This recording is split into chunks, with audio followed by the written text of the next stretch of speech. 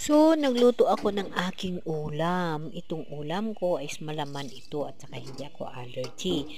At saka konti lang yung suka, konti lang yung tubig, at konti lang ang asin, konti lang yung sibuyas, at konti rin yung pangpasarap-sarap, pitik-pitik lang para magkaroon na ng lasa yung aking kakainin.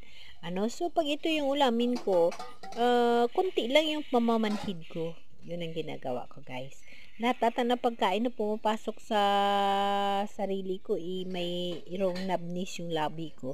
So, alam ko na ang allergy ko is gumagana sa mga ganong bagay, lalo pa yung may lasa. Kaso lang, mukhang hindi ko kakayanin pag sobra ng walang lasa sa tagal ng panahon. Baka lalong maglala yung pakiramdam ko. So, sa mga ganitong estilo, magwa 1 year na ngayon na lumalaban tayo sa autoimmune disorder. So, ito lang, simple lang, guys. Ako lang yung kakain yan, guys. So, yung kanin ko, kunti rin. More ako sa saging.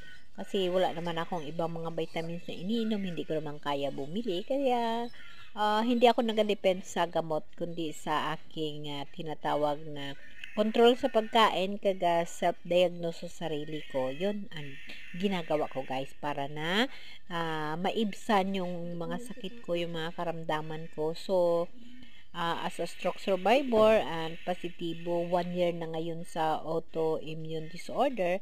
So,